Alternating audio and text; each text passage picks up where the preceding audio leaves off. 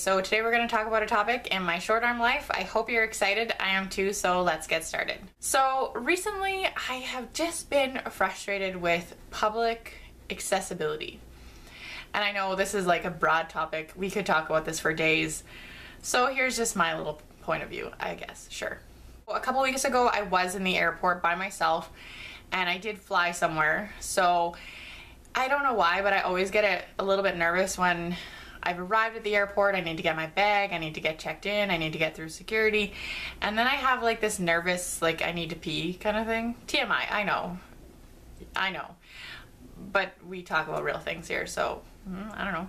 Anyway, so I always need to pee before I get on a plane. It's just what I do. And I have to say, when I see that brand new state-of-the-art, oh my word, you're so fancy airport that they just built in Winnipeg, when I see what they've done in terms of being accessible and things like that, it just disappoints me. I truly feel like when buildings are being built, there's standards and specs and measurements, and you have to abide by certain codes, and you have to make things at certain levels and certain heights and certain widths and all that stuff. But I kind of actually wonder, do they have an actual physical person with a disability that goes through there and actually uses those facilities? Like, I honestly wonder. So when I went to the washroom, I used the family accessible bathroom, and it just frustrates me big time because I'm not long-armed, but I'm not in a wheelchair. So I sort of have this gray area of where I have accessible needs. So I don't really fall into a category. So when I do travel, I have a purse and I have my carry-on bag, and so when I got into the bathroom, there's really nowhere to put anything. Like, there's no counter space, nothing. And when I did put my bags down, the sink, it automatically goes on, so my bag was almost soaked. Luckily I caught it in time, but it was almost soaked, and I was like, oh, thanks, that's awesome. And my number one pet peeve of life when it comes to people, buildings that make accessible bathrooms is, why do you think that you need to put the toilet paper dispenser so low? I understand you've nicely put a rail there so that when people with wheelchairs, if they need to transfer in and out of their wheelchair, they at least have a rail to grab onto. But why do you think it needs to go on the bottom of the rail? Why can't it go on the top? I don't get it. I really don't get it. And it angers me to a serious point. Because when I have short arms, well, when I have short arms, I always have short arms. But when you have short arms and you're trying to reach, first of all, to the toilet paper thing, and then try to get your arm underneath the entire thing to try and pull the toilet paper out, good luck with that. Like, you might as well just travel with your own travel roll of toilet paper. Like, you might as well. Yeah. It is so unbelievably frustrating. Like, no words can describe how annoyed I get. So once I figure that out, and also because they have the worst toilet paper ever in public bathrooms, when you're trying to pull the toilet paper out of the thing, it's a challenge, first off. Second, it's a challenge because it's so low, and the angle that you're pulling it, it's probably gonna rip. So fun, all around fun. My second issue is that if you have a disability, generally you have to work harder to do anything. You just use more energy. If you're without a few limbs or you are in a wheelchair, you generally use more energy. What happens when you use more energy? You get hot.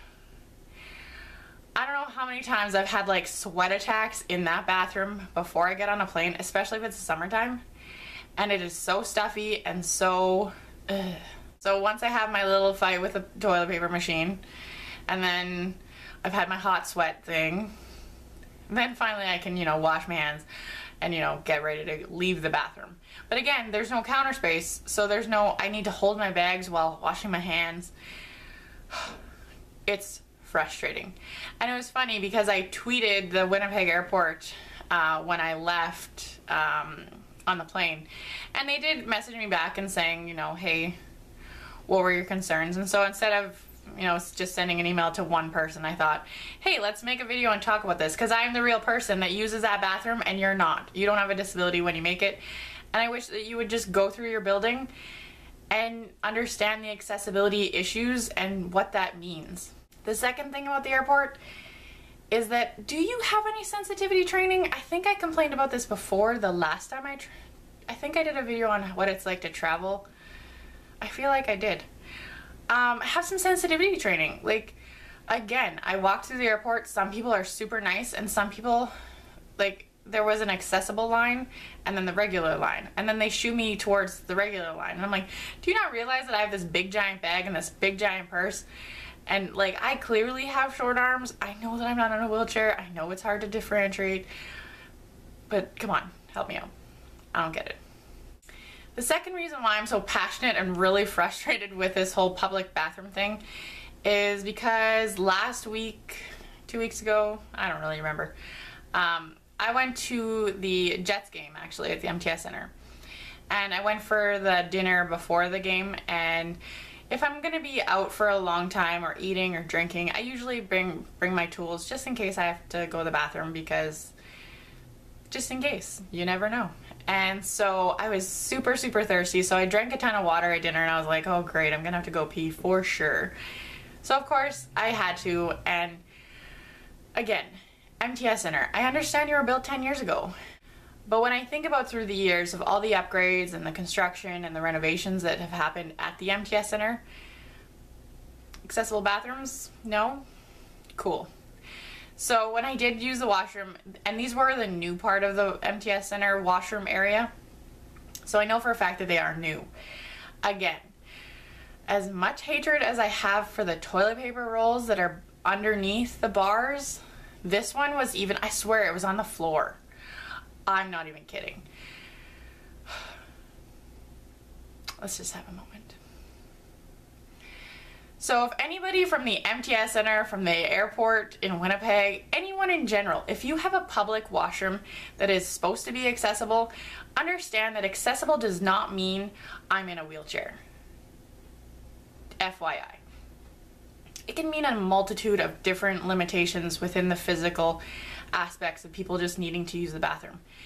So when I think about it, you know, when I think about Mark Chipman going to the MTS Center and needing to go to the bathroom, and he has some sort of physical thing that he has limitations with, maybe then someone might pipe up and say, hey, what are we doing here?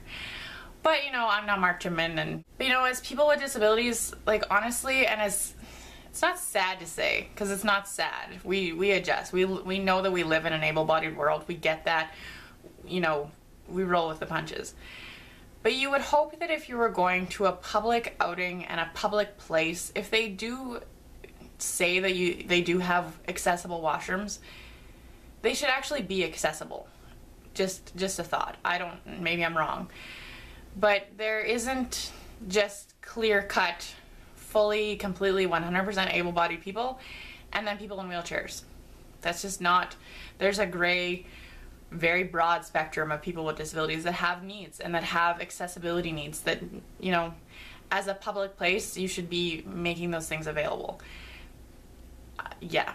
And honestly, as a person with a disability, I make it a point to make sure that I do everything in my power not to have to go to the bathroom in a public place. Because there are going to be those times when you're like, oh, yeah, great, can't reach the toilet paper, or oh, this is too low, or oh, I can't reach that, or where am I going to put my bag, or there's no hook, or whatever. And it's just, that's how I feel about it. Yeah.